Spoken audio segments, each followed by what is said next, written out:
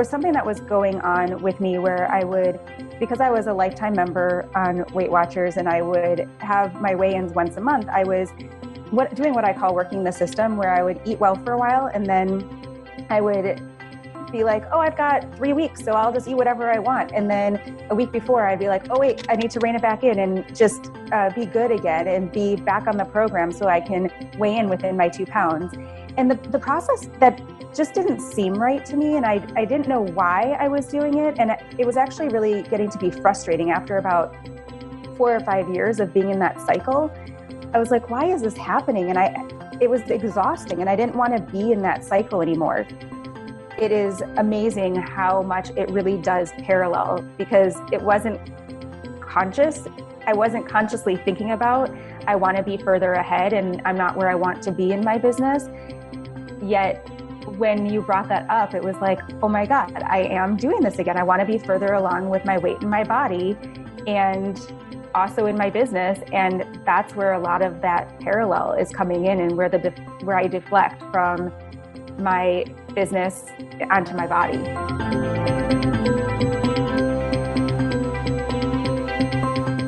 You know, battling food in your body doesn't work. You want to love and accept yourself. And because you're insatiable, you want results too. You bring the same intensity to your life, wanting to maximize your time, potential, and experiences you have here on our beautiful and wondrous planet Earth. Fair warning, it will be a roller coaster. But for those insatiable, this is your prime time to thrive. Here's to saying yes to the hunger of wanting it all. I'm your host, Ali Shapiro, who is dedicated to pioneering a saner and more empowering approach to health and weight loss. Welcome to episode 99 of the Insatiable Podcast. What's underneath I Need to Diet with health coach Laura Folks. For many people, the feeling of I need to diet is the background music of their lives. Sometimes it's at a lower volume, and then sometimes it's so loud it drives a panic to find a new diet or approach to quiet the thoughts down. In today's episode, we talk with my client, Laura Folks, about first, her journey of losing 60 pounds, yet finding herself trapped in the fear of gaining the weight back that led to a battle with food. How adding in this food group was life-changing and helped stabilize her thoughts and appetite around food. And lastly, what she discovered was really happening underneath feeling fat and like she needed to count points, again, to lose weight. Laura is a graduate of the Institute for Integrative Nutrition and is a certified holistic health coach. She supports busy adults who know what they should be eating but have a hard time sticking to it by helping them identify the root cause of what's keeping them from sticking to what they know what works. You can learn more about Laura at laurabfolks, FOLKES.com. And all this information, of course, is on my website in the show notes. Enjoy today's episode. Welcome, Insatiable listeners. We are on episode 99 here with my client and a health coach, Laura Folks. When I was writing episode 99, I thought immediately of Jay-Z's 99 Problems, and then I thought of 99 Luftballons. Do you remember that song from the 80s, Laura? I don't know if you would, it's like 99 red balloon. I think vaguely, yeah. Okay. I was like, God, that's my brain, like Jay-Z in the 80s. So, Laura, I'm so glad to have you. Today, we're going to talk about your journey in terms of losing weight and then us working together and this idea of what's underneath when we feel fat. We had done an episode, Juliet and I, back in the beginning, episode 28 with Bob Schoenholtz about fat is not a feeling, and that often when we feel vulnerable, we'll say we feel fat, but because we can kind of target our body as the source of that, and the culture will confirm that. And often people in our lives will confirm that we're quote unquote fat. So we talked about that on a very broad level, but I want to really, you and I have worked on that a lot in the past year. And so I would love for people to hear your journey with that, because I think they're really going to relate. So thanks for being here. Thanks for having me. I'm so excited to be on the podcast because I actually listened to that episode as well, the one with Bob, and it rang really true for me, but it wasn't until about a year and a half after listening to it and the work that we've been doing that I was like, okay, this is really what I'm doing. So it was great to hear the podcast, but then to be able to live it myself and actually be able to discover where it shows up for me was has been really an interesting journey. Well, and that's such an important point because I think a lot of times when we hear this kind of stuff, like it's not really about the weight or whatnot. And I think that's what's so awesome about your story and how you've been so open about what's really going on because we hear that a lot, but then people are like, yeah, whatever. That just applies to everyone else, right? Like, no, for me, it really matters. And let's start with, by the time I met you, you had already lost 60 pounds. Yeah. So, but still felt quote unquote fat and you're not fat, you're not overweight. So let's first start with how you lost 60 pounds and take us there. So Let's start there. Sure.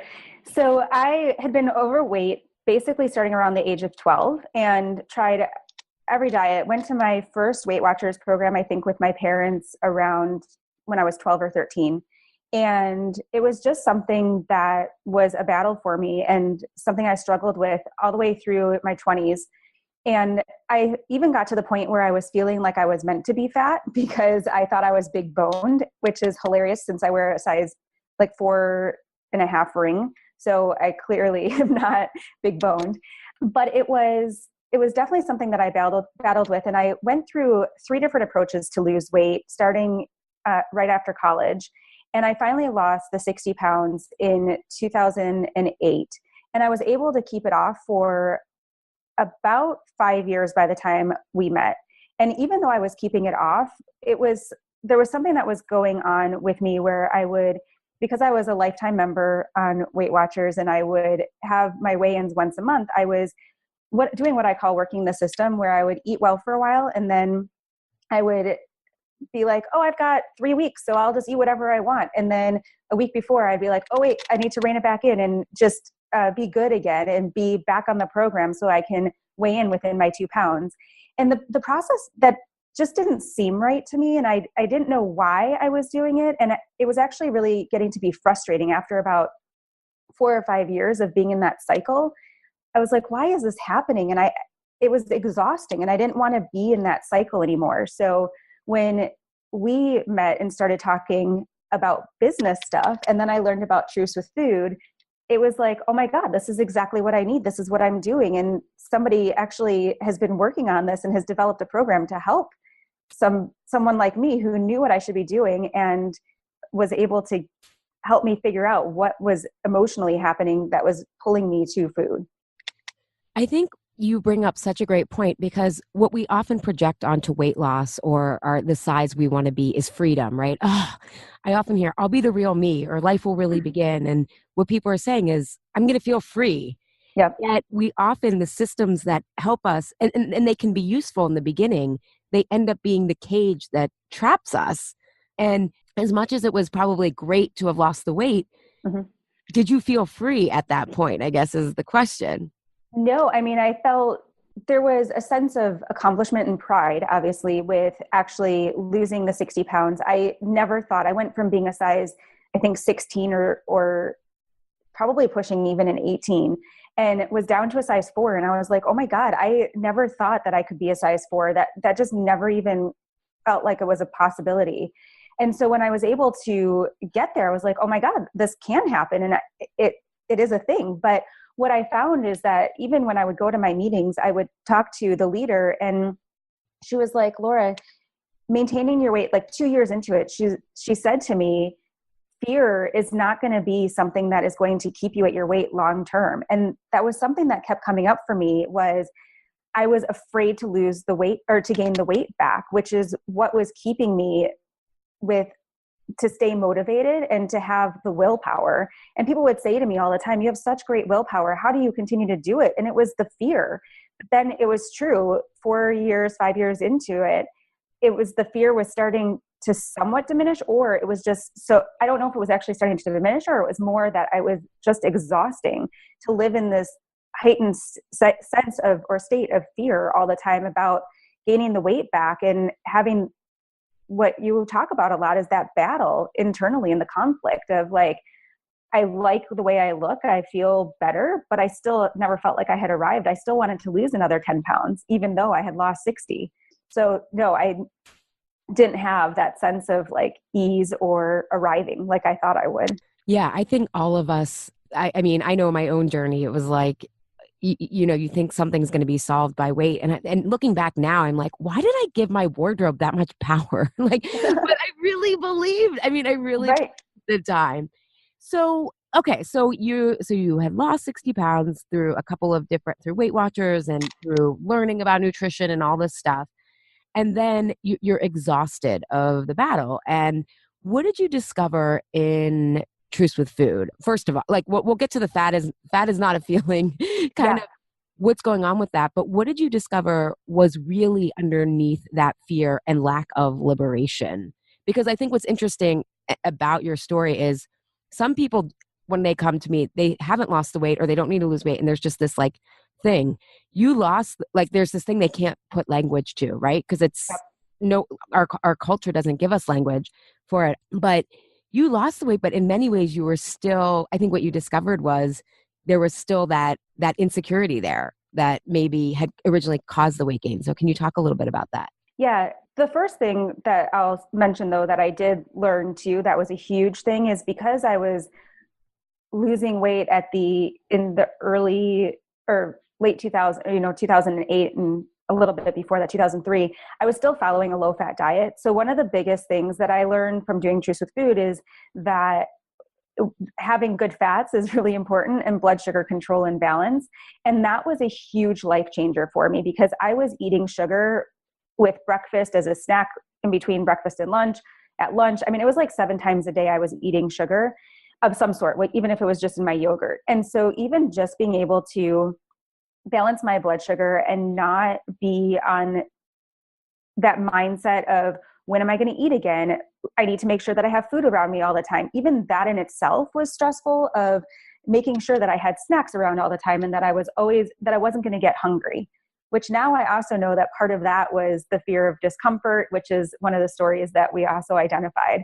So that was the first big thing that really helped me to start to be a little bit more balanced. But then there's so much that I learned from the emotional aspect. And one of the biggest things was from being bullied when I was in high school. That was, I think, when a lot of stuff really, actually in middle school, I think that's when a lot of this stuff really started coming up for me, which would make sense since around the age of 12 is when I started to remember that I was overweight and battling with my weight. But what I really learned was that a lot of the triggers for me that led to me not caring about food or putting me into automatic pilot were feeling unsafe or uncertain, if I was feeling vulnerable, especially also avoiding feeling my feelings was a huge one. And which also comes down to not wanting to feel discomfort. And a big one that I still somewhat struggle with too is when I feel depleted is another time that I turn to food, or if I feel misunderstood. And those were uncovering each of those and getting into the different layers within them and seeing how they show up in different areas of my life was and still is just, I'm still amazed at how some of the stuff shows up and where it's hiding out and how it presents itself. And then how it leads me to just not care. And then I lose my willpower. Well, and we've talked about this, like, it's like, I care, but I do. It's like, I don't care, but I do. And like, what Absolutely. is that disconnect? And it's the emotional discomfort that is telling a whole story that most people, I think what people are surprised of, I think in discovering the emotional aspect of things, they thought they had like worked through that stuff. They're like, I thought I was over that. Or like, but we often realize that we developed during those traumatic events of childhood, we developed really great coping skills that worked. They continue to work to this day, and they're also causing right a vulnerability at the same time. And until we deal with that, no amount of weight loss is going to feel sufficient, right? Or like you said, it'll be, well, in 10 more pounds, like once I get here. And right and I think for everyone listening, really think back to when you were losing weight or thin, if you're struggling with weight. Wasn't it always like, oh, but I still want to lose 10 more pounds? Or, if I can just tone my legs this way or something like that. Yeah. And that still comes up for me. I mean, you know that too. We even had a conversation probably about a month or two ago, where I was like, no, it's real this time. I really do want to lose the weight. Like I just want to lose another 10 pounds. And you were like, And I was like, it's real. And I think you said to me, what's been going on recently? Has there been an increased level of uncertainty or vulnerability or something? And I was like, nope, everything's fine. And then as we talked through it, it was like, oh yeah, okay, no, I have a big presentation coming up and I am feeling a little extra level of uncertainty and vulnerability in my business with getting my, working through my health coaching business and getting that going. And it still shows up where I still sometimes, even though I know that all of this stuff is there, that it still comes up. And I know we're going to get to this, but then I do focus more on my weight and wanting to lose weight and almost go into crisis mode around it. Well, let's talk about that. So you start, I think this is the cool thing is that, and why this process I think is actually, it's challenging, but it's kind of fun because it's almost like every time you get like more clarity, there's more relief, right? There's more liberation and there's more peace within ourselves. So you did a lot of work and I really have to give you kudos because it's challenging work, right? It's ultimately very rewarding. So you start to uncover these layers and how kind of some of the coping strategies of when you were bullied, you're still bringing those patterns to life today, which then, right, it creates this sense of like, oh, I think a lot of people think once they lose weight, they're going to be, quote, bulletproof, right? All of a sudden, what they're saying is those patterns are going to be gone. And it's like, actually, no, then you're in crisis mode because you're like, my weight was supposed to fix these patterns and they're still there. Right.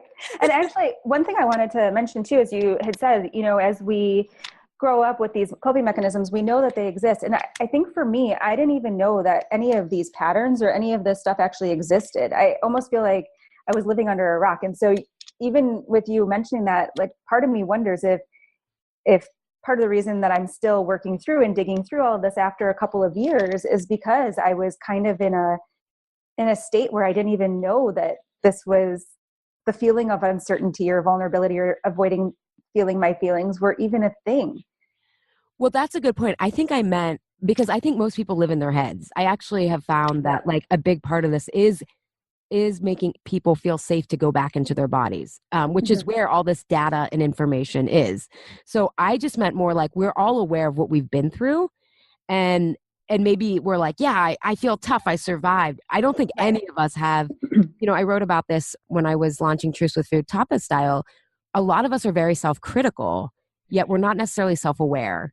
And there's a huge difference. We think because we're self-critical, we know how to read a room. We know what we can anticipate what other people think.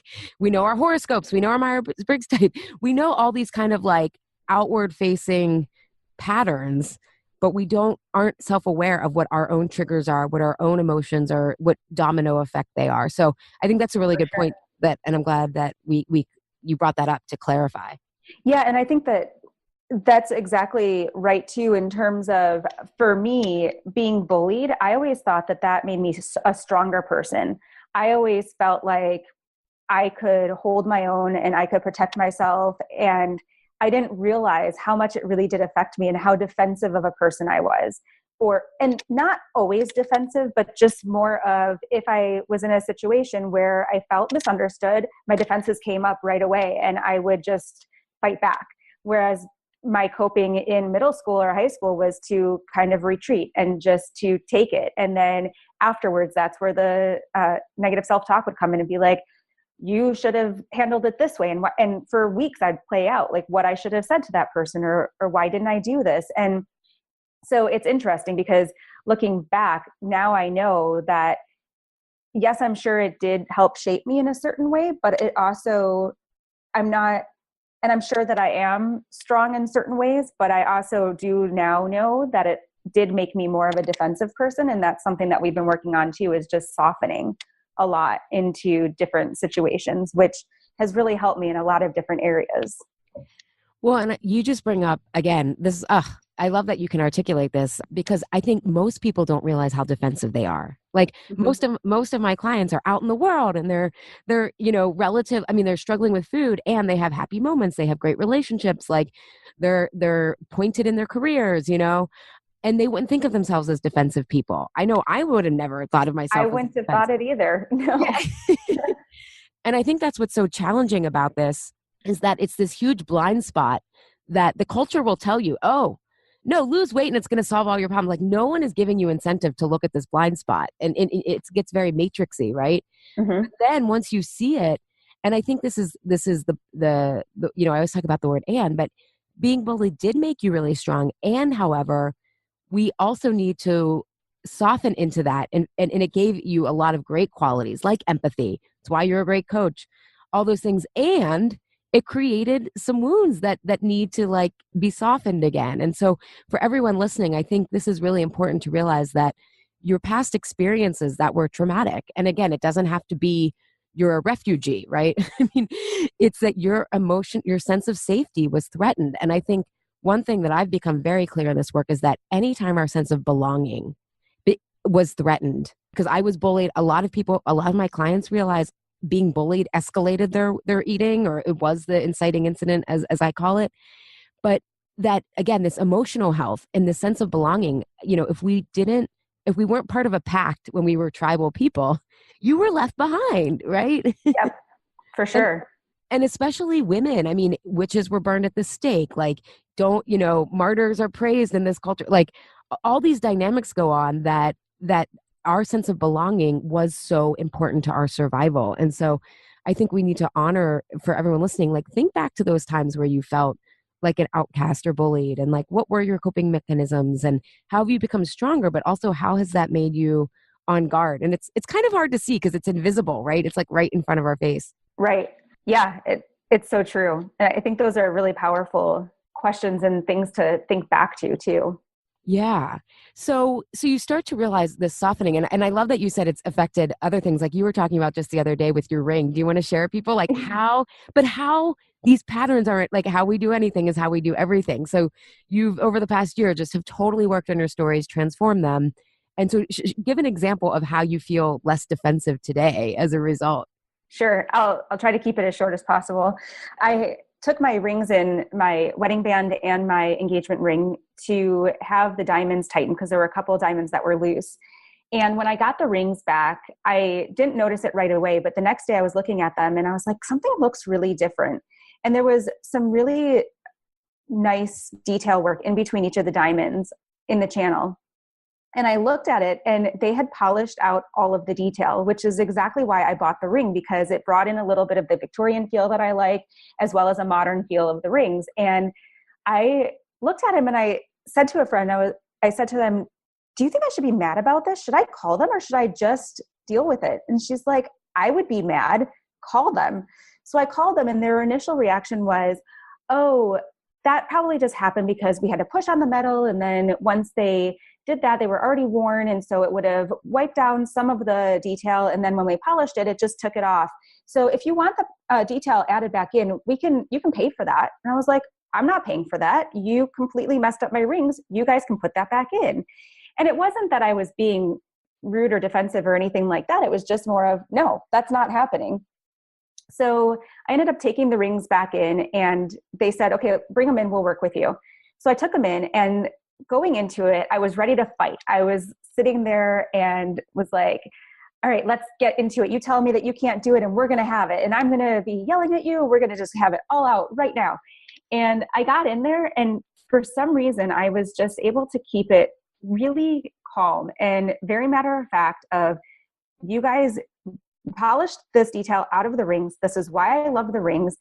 You guys need to fix it. I'm not paying for it. How can we make this happen? Basically, not even a win-win, but this was the first time I was using this jeweler. So I know that they want to make it right too. And I just stayed calm the whole time. And they even made me wait for 15 minutes before they brought the jeweler out, which in the past I would have been getting more and more angry and building it up and just having that tension until I was able to blow and let it all out. And it was able to handle it. I was able to handle it a lot more calm, more with a sense of calm than I normally would have. And they're going to fix them. I have no idea what they're going to come back looking like. And I'm still ready that if they don't fix them and make them the way I want them to, that they're going to remake my rings. So there is still a little bit of that defensive sense of me that's like, okay, if you mess them up, you can remake them. But even that isn't as bad as it has been before, where I've actually sworn at people or, have gotten into fights in public with people if they've made me angry or if I felt misunderstood. So it was a very interesting approach that I took that wasn't even planned and was just a completely different sense of calm, and just, I wasn't even worked up, and I didn't build it up afterwards, which was nice. Well, and that's so important too, related to food, because often when we are so defensive, that adrenaline and cortisol, like you said, it's like it gets built up. And so like the adrenaline, the fight or flight gets kicked in, right? Which then triggers adrenaline cortisol, which then makes you hungrier. And so on a physiological level, often we are hungrier if we're always in defense mode, even if we don't realize it, right? Our system's just jacked up. And Right. then, and I love that you use the example compared to in the past, because often if we don't know we're being defensive, we then create a self-fulfilling prophecy where we're like, see, that's why I should have been defensive, right? Because Right. our own triggers of like yelling or whatnot that actually then create tension with other people. And I just love that Carl Jung quote. He's like, if you don't, I mean, I'm paraphrasing, but he's like, if you don't look at your unconscious, it's going to come to you as fate, you know? That's so true. That's such a good quote. I know. So I just love that example. And I think that's why people find the truths with food work, or whether or not even people listening, if you just really, really do the work to transform your past, it becomes so life-changing in every area. And beyond just, I mean, I think and transform it on a somatic level, where the emotional stories really are, not just in the mind and the thinking, I think is important. Okay, so let's talk about this feeling of fat and I want to lose weight. So Sure. so I'm trying to figure out where we should start with it, because It's so much. right, and it's like each time because it takes a while. Here, let's start with this. It takes a while to see that connection between, especially if you feel it all the time. Yep. A lot of times people are feeling it all the time because they're feeling constantly defensive and vulnerable and they can't see it. But as you started to get more space, let's talk about that. As you started to realize like, oh my God, my blood sugar is more balanced. Like I'm feeling more calm around food. You made so much progress with alcohol. Oh my God, I don't need to drink anymore. Like I can see things. And so you're starting to not feel vulnerable all the time. You're not starting to feel defensive all the time. And then you're getting success. And then all of a sudden you feel that I'm fat. Oh my God. Right.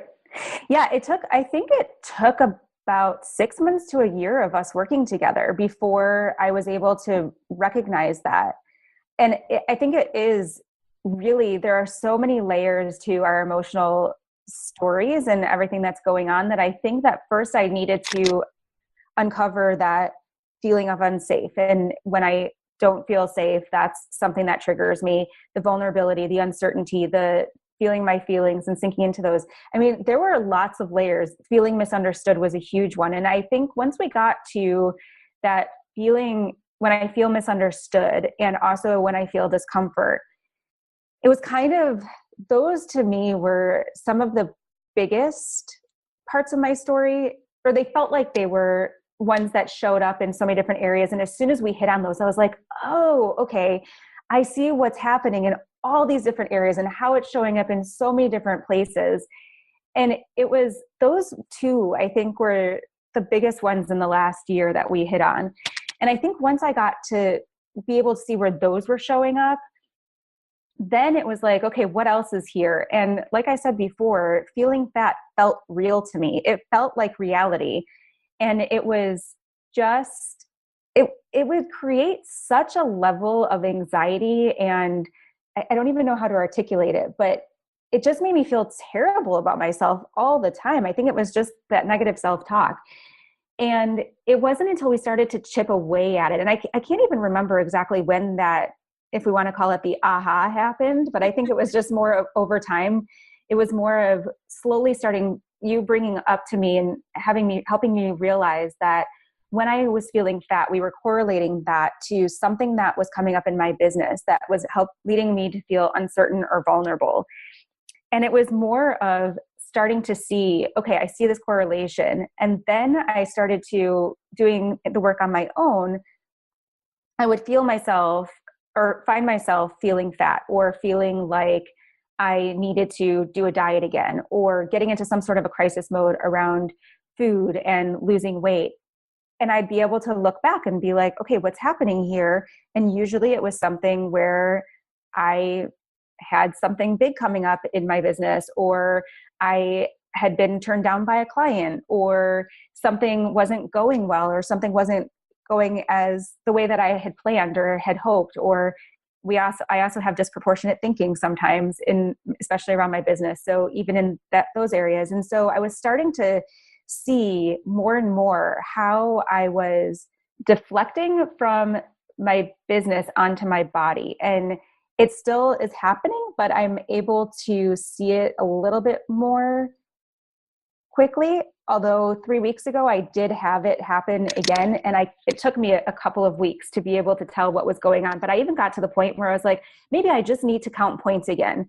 And I was like, okay, there's something going on. What is this? And it came up that I was just feeling really depleted because I had taken on a lot in my business, and there was more uncertainty that was coming up. And also I was feeling, it's not necessarily feeling ahead or behind in my business, but I do feel like many times that I want to be further ahead than where I'm at.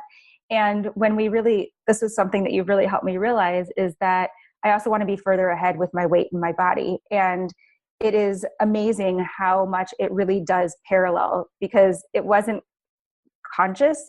I wasn't consciously thinking about, I want to be further ahead and I'm not where I want to be in my business. Yet when you brought that up, it was like, oh my God, I am doing this again. I want to be further along with my weight and my body, and also in my business. And that's where a lot of that parallel is coming in, and where I deflect from my business onto my body. Yeah. And I mean, this is going to be like a really rough for the people listening. There's this thing called projection, and I'm doing this is like 101. But basically what happens is, think of all the buckets in your life that you think you're going to provide relief or then I'll be happy. Then you think, I call them finish lines. But what happens is when we feel vulnerable, or when we feel some sort of uncomfortable emotion, we put it in one of those buckets. We trigger it rather than looking at it, because we're not in our heads, we're in our bodies. And because it's uncomfortable, we often then project it onto one of those buckets, into one of those buckets. And for a lot of my clients, because food really has legitimately been a battle in the past, they often, oh my God, I want to go on Weight Watchers. I want to do Whole30. It's like the panicky sense of that is when they're feeling like they need to get out of that vulnerable discomfort. They're projecting belief onto a diet, onto some sort of plan, onto a finish line. Some people, it's once I meet my partner. Other people, it's once I make a certain amount of money. But that's what we do with body image a lot.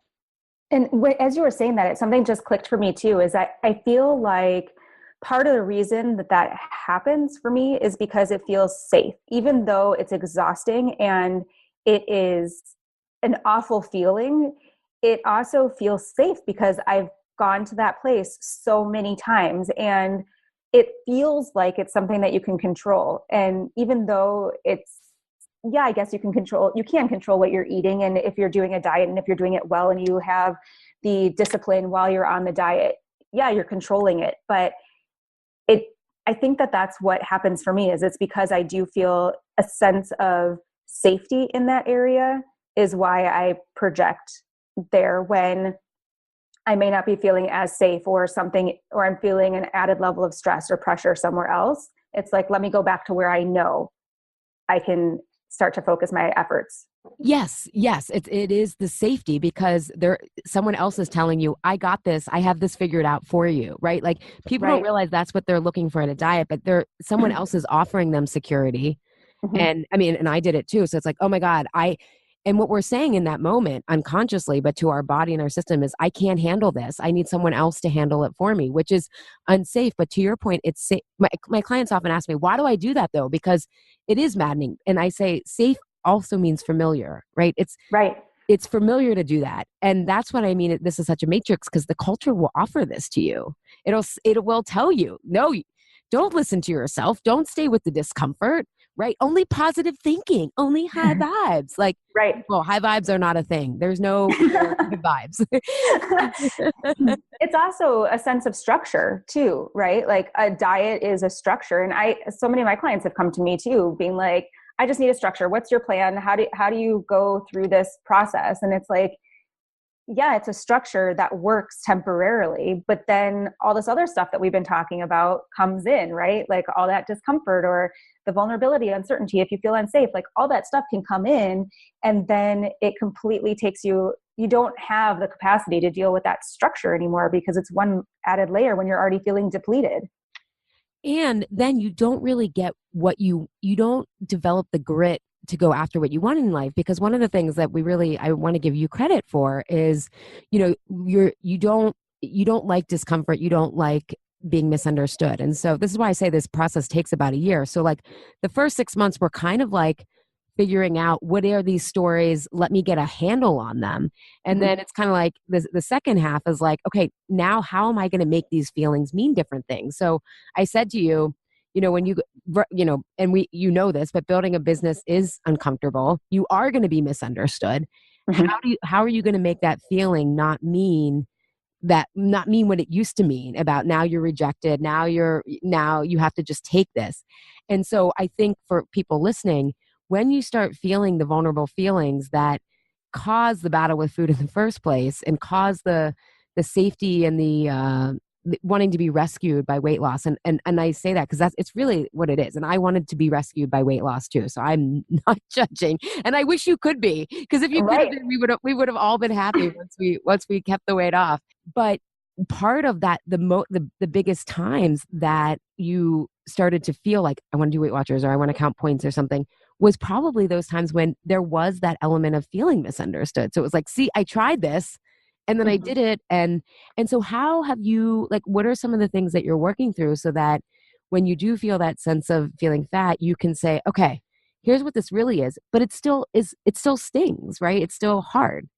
Right. And it's still something that I'm still working on, because it does sometimes still feel real. And I will sometimes want to avoid feeling whatever's coming up. And so even though I know that there's something deeper going on, I'll be like, oh, I'll just get to that later. I don't have time right now. And that's just my way of avoiding, right? Feeling the feelings or analyzing it. So it's still something that's a work in progress. However, what I've been doing is, as soon as I find myself, even right before we went on here, I even told you that I was sitting in the chair, Ellie had to step out for a second, and all of a sudden I started feeling a roll in my stomach, and I was like, wow, I'm feeling a little bit fat. I need to lose some weight. And then I was like, oh, I'm feeling a little bit vulnerable and a little probably unsafe going on to a podcast that I've never done before. And so it was really interesting to be able to just be able to identify right in the moment of being like, okay, here's why I'm feeling this way, and here's why I'm basically overanalyzing my body and every inch and roll that I have on it. So just being able to even label it has been really helpful to, and not only label it, but just to be able to see and have the clarity of what's happening, and to know that feeling fat, as you've said many times, is not a feeling. And so it's a matter of what else is happening. What is going on here? Where am I feeling depleted or uncertain, vulnerable, that is leading me to feel this way in this moment? And I'm not necessarily always able to get there immediately, but usually I do start with my business, because that is a place that we've seen where it does show up most, and seems to be the bucket that I do tend to have the fat feeling around with, when it's usually something going on with my business. So it's usually around that, and just stopping and figuring out. And sometimes it's just even journaling also, and figuring out why. I'll even ask myself, why am I feeling fat? Where is this coming from? What has happened recently, or what's coming up that is leading me to have these feelings or thoughts? And I want for people listening, especially because we're in the health field, right? Part of, you could justify and say, well, I have to lose weight so that people think I'm walking my talk, and you totally walk your talk.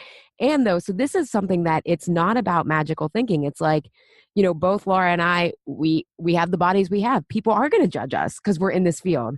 And some people aren't going to work with us because of it, and some people are. And this is part of transforming our stories and resilience, is learning that you don't need everybody to love you, right?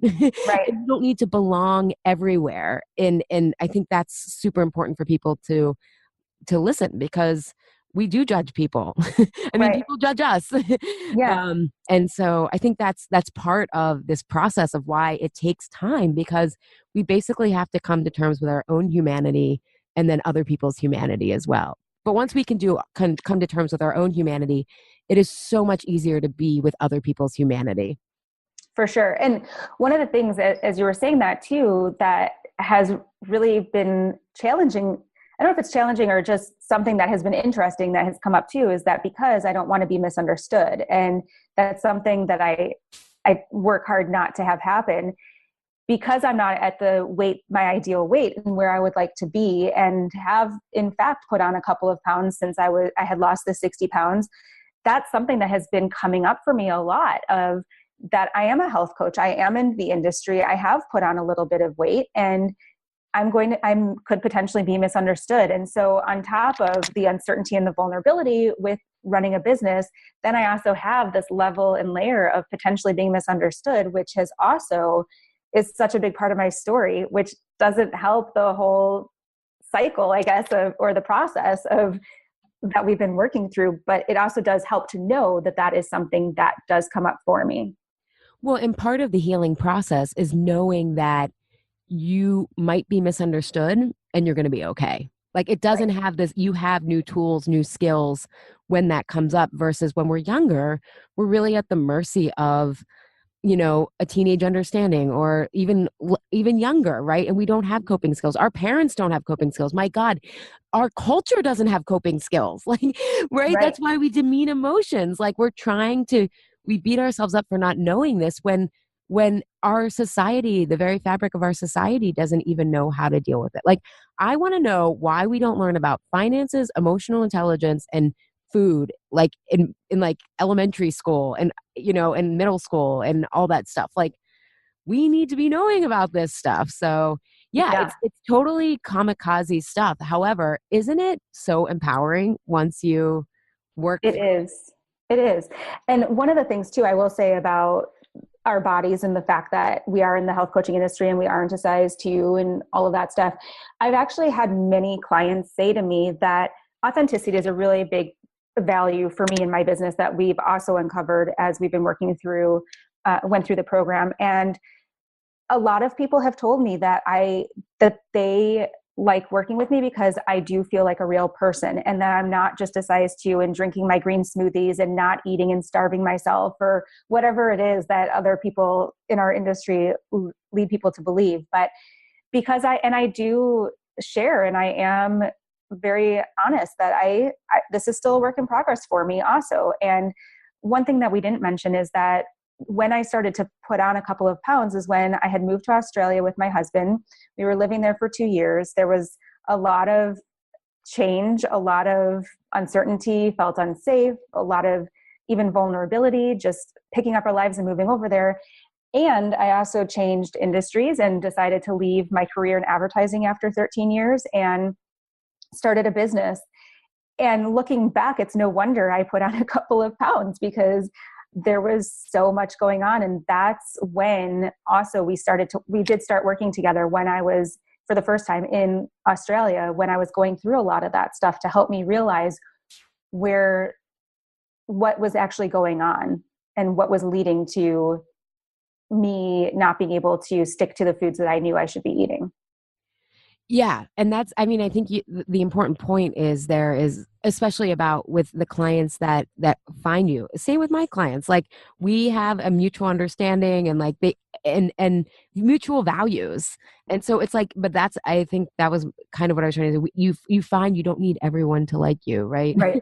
and Absolutely. it's safe. And what I think most of my clients find in this kind of belonging bucket is when you find someone who really gets you and you get them. It's like you need just a couple of those people, and it Yep. feels, I mean, even me with my work, because it's kind of out there. It's not out there, it's just very different. Like, because I have clients like you and all of my clients who are like, this is awesome. It's helped me go out in the world and be like, okay, I'm happy to, like, it's not a freak flag because it's very methodical, it's very scientific, but it's very different than the smoothies and crush it at the gym, right? And that has helped me having such amazing clients. And so I think for people listening, thinking about like developing really intimate and again, intimacy isn't only sex. It's emotional intimacy of people who really see and share values is a huge way to feel safe and all that stuff. So you've given us so much to think about, Laura. I love that you can break that down. So now you have your own health coaching practice, and I'm curious how, the work that we've done has informed your own practice and what you've seen, because I think a lot of people, when I know when I was struggling with my weight, it's like, oh, this person's the exception, right? Because what we learn from our stories is they make us feel different and isolated, that we're broken in a way, but then we're also really unique and great in a way. It's like this crazy dynamic. But how have you seen this translate with your clients when you really focus on the emotional side of stuff?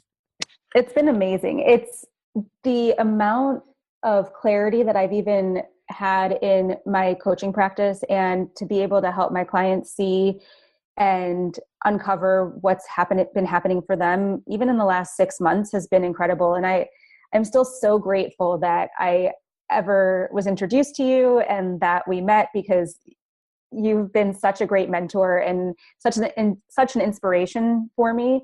But it's just been really incredible. And I feel like I've been able to lead my clients to having more of those. And I know we don't really like to call them breakthroughs, but to having them to have more, I guess it's more of the clarity, which also can be thought of as a breakthrough, which has been amazing. And it's just, even my confidence in coaching too has improved a lot over the last 6 months, because of having more of the clarity in my stories, and also seeing what you've helped other people come up with, and what the trends are and the themes are that happen in people's lives. That all of that has just helped guide me in my coaching as well. Yeah. And I guess also for everyone listening, I will be licensing the Truth with Food model starting next year. I'm working on it. Yeah. So if you're a health coach, a therapist, a lot of people in the healthcare professional or in the health field who just want to help people make progress when they're feeling stuck, when they can't do what they're doing, or they need some emotional support, definitely get on my list at alishapiro.com if you're interested. But more what I mean, thank you for that. I appreciate that. I was more, I guess, let me refine my question. I was actually curious if, like, now that you know how powerful the emotional stuff is for yourself and you see it with your clients, like, and I hate dividing things by percentages, but don't you think it's almost some ways easier to focus on the emotional stuff first and then the food just falls into place? Or like, what's your perspective now? That's kind of what I was curious about. Oh, yeah.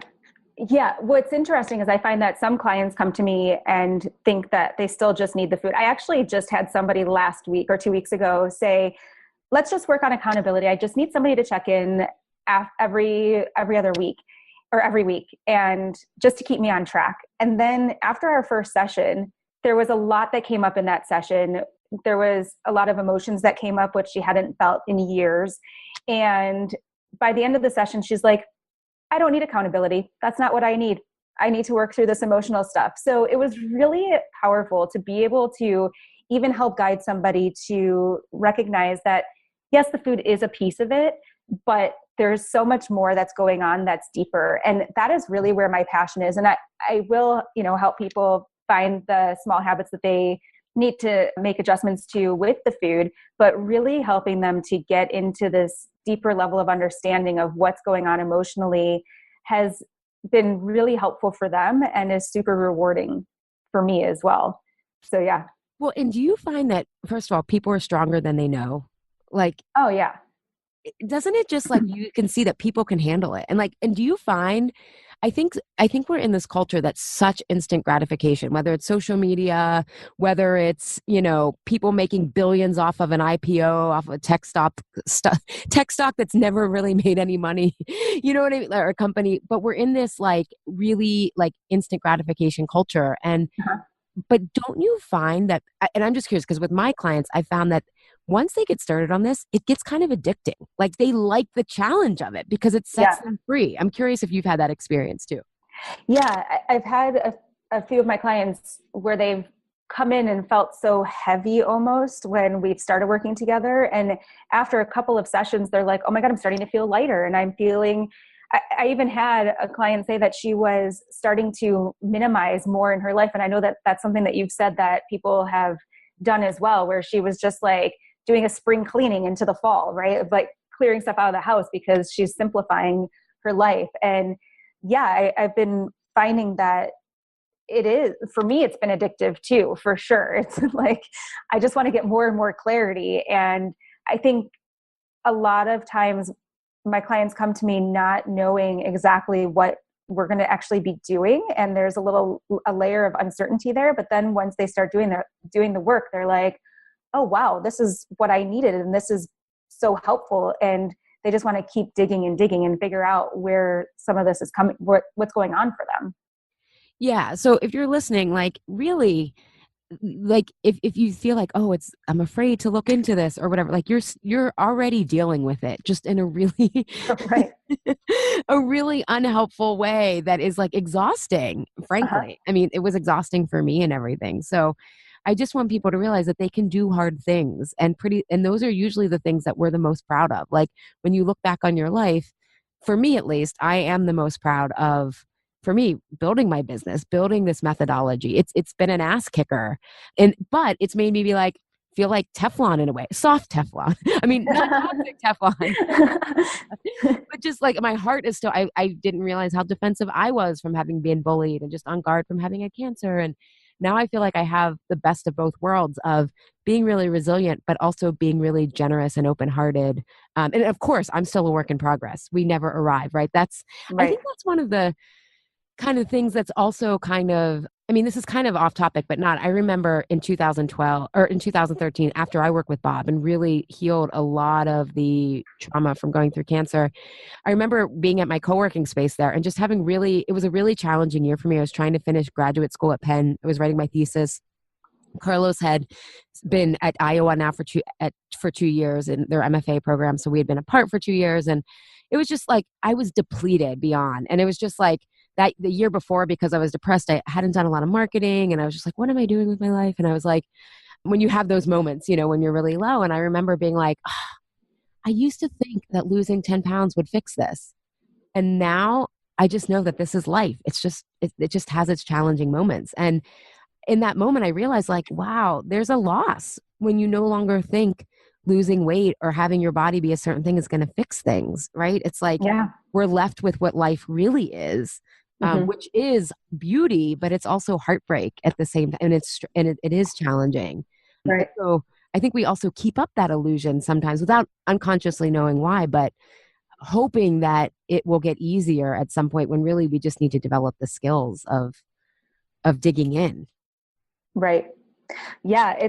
That was so powerful of a thought. Like there's so much that I'm even thinking about is just even that morning and coming to terms with the fact. And I think one of the things that's coming up for me is like, wow, I think I am holding on to that feeling, that fat feeling, or, projecting onto my body because maybe I'm not ready to like realize that or not that I'm not ready, but I haven't thought about it in that way of that there's a way of handling life that doesn't have to be focused on weight and our body. And it is just living life, right? And being present in it and building that resilience. Yeah. Yeah. No, it's a huge, I would have never believed that. I mean, it took me like 20 something years to get there. I mean, I can laugh about it now because it ultimately freed me and made me more present and enjoy all of it. Like even the good stuff, even like last night I was talking to Carlos and I found this like great thread on Twitter about how Trump has basically, he loves conflict and anything that we've depended on as a harbor of safety, our institutions or anything, he is terrorizing. And I was like telling Carlos this, I'm like, I want you to read this thread. He's like, Allie, I'm trying to calm down. And I'm like, but it's so good. And it gives language to what I've been feeling. And he's like, but this too will pass. And I'm like, oh yeah. Because I can accept the good's going to pass. I can accept that the bad is going to pass, And I'm right. like, and he's like, well, hopefully with the 2018 elections, I'm like, if we even have a democracy left, he's like, Allie. I'm like, oh, you're right. Okay. but because I've been able to accept that this is life and it comes and it ebbs and flows. And I'm not saying it's easier, but I haven't been eating during this. Granted, I've had trouble sleeping, but I feel like I've been more resilient than I would have been if I hadn't accepted that, like, it's not about just getting through things. It's what does every presence experience have to offer. So But yeah, so this was great, Laura. Thank you. Thanks for having me. It was so fun. Good. Was it as bad? Are you not feeling fat anymore? Not right now, but let's reevaluate in that hour after we're done.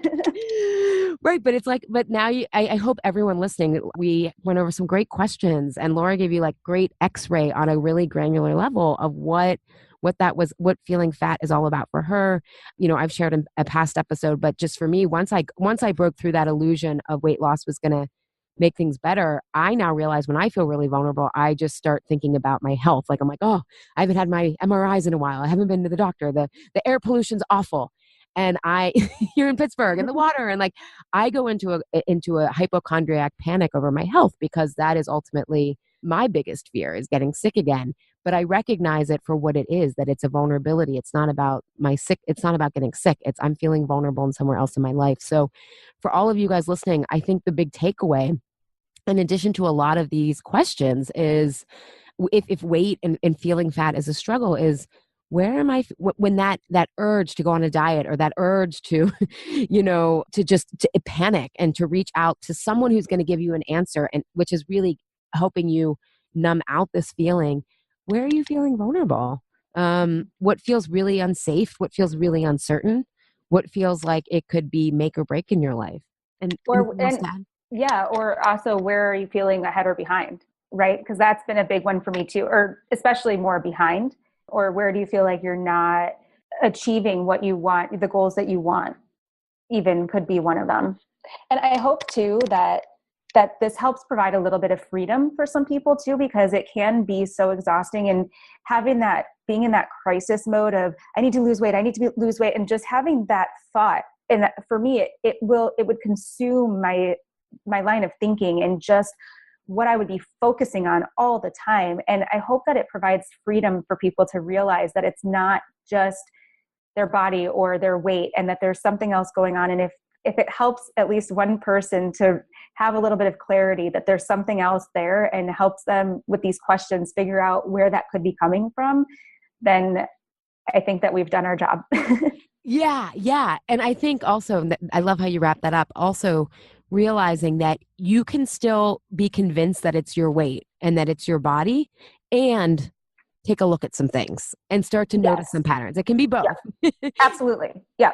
Because it takes a while, as Laura shared, and it took a ton of time for me to really believe that it isn't your weight in your body. And that's okay, as long as each time you feel a little bit more relief, a little bit more curiosity. Yeah. And I guess it's more relief than freedom, because freedom sounds like we would have arrived as well. And relief is just more of that clarity. Yeah. But I think, to your point, freedom though, when you get those breakthroughs, and they are breakthroughs, it just, we have to then embody the breakthroughs. It does feel like you can breathe a little bit more, that you have a little bit more safety in how much space you take up, and how much, that there's more room for, quote unquote, room for error. And like, you can just be more of yourself. It builds, right? It has its own feedback loop of benefit. But then you just, as you say, it gets addicting. You just want to feel more and more free and more powerful. And then you start accomplishing things and you're like, oh my God, what else is possible? Like, how good can this get? Right. Absolutely. And yeah, especially as you start to see different patterns that you create for yourself, or that new behaviors that you start to take on. And it's like, oh my God, this is different than the way that I used to be, or the way that I've handled things in the past. And like you said earlier, and we didn't touch on it much, that alcohol is no longer really a thing for me. And now, in fact, I actually make the choice of, do I really want to feel like crap and not sleep well at night? Or do I want to fit in and just be a part of the crowd and drink a glass of wine because everybody else is doing it? And I typically choose not, and it's not just a choice. I don't even need it. That doesn't even cross my mind anymore like it used to. But the fact that I can now take on new behaviors and look at things in a different way than I used to, and not take up as much brain space also, so that I don't feel as depleted in so many different ways, has been amazing. Yeah, I had one of my private clients email me. She's like, this work is so challenging, but I've never had so much fun in like therapy. And she put therapy in quotes because it's not therapy, but I was like, I know, it's like this weird thing where it's hard and it's so much fun. Yes. And to get started, it was super hard, because the first time I was feeling my feelings, it was awful. Like, I'm not used to feeling that sad and that intense of emotion. But then when you come out on the other end, it's like, oh my God, I needed that. And it's like you get a weight is lifted and a breath of fresh air comes over you. And it's just like, wow, okay, it does suck at first, but it gets better. And then it keeps getting better and it keeps getting better. And that's why it's so addicting. It's the opposite of the diet cycle where it's like you get those quick hits and then it gets worse and worse and worse. This is like you do all the discomfort up front, and not all of it's up front, but it diminishes over time. So the hardest part, I think the hardest, because you haven't felt it. Well, I hadn't felt it in a while. So it feels like it's the hardest part at the beginning. But then you look back and you're like, damn, I did that. Right. Well, thank you so much, Laura. Where can people find more of you? And of course, in the show notes, we'll have Laura's website and all the info. But for people who are listening on the go right now, how can they find you? Sure. My website is laurabfolks.com. So it's Laura, then B as in boy, folks, which you'll get my name on the podcast notes. And so I have a website that talks a little bit more about the work that I do, which is inspired by you. And yeah, I'm looking forward to getting in touch with some of your listeners as well. Yeah. And so for everyone, let us know what you think on social media. And if this episode, anyone who could benefit from this episode, please share it with them. And if you can leave a review, it would really help the show so people see that there's more options than just the paleo bros out there. And also, again, just to reiterate, if you are a health coach, a life coach, a nurse practitioner, a functional medicine doctor who has a health coach in your office, or you're a functional medicine doctor yourself, or therapist, I will be licensing the Truce with Food tools next year. They're really pretty effective and there's a methodology behind it. So if you're interested, definitely sign up at my website, alishapiro.com. So as that information becomes available, you can get in on the first round of us doing that. So I'm so excited. I can't wait for it to come. I know. I want health coaching to be more methodical and rigorous, and because I think there's so much potential with it if we have the right tools. So yeah. And this is also it's also like adult development, and it's a little bit of a hybrid, but there's not language for it yet, which is so frustrating to me. But we'll get there. You're pioneering it all. I know. Oh, my mom and I always joke, it's so hard being ahead of your time. My mom was, my grandma was. But fortunately, things are changing very rapidly. So thanks everyone for tuning in. We look forward to your feedback. Have questions or reactions about the episode? Reach out to me on Instagram and Twitter at Ali M. Shapiro, or Facebook at Facebook.com/Ali Marie Shapiro. And if you love the show, please leave an iTunes review and tell one friend this week about how to get the Insatiable podcast on their phone. See you on social media.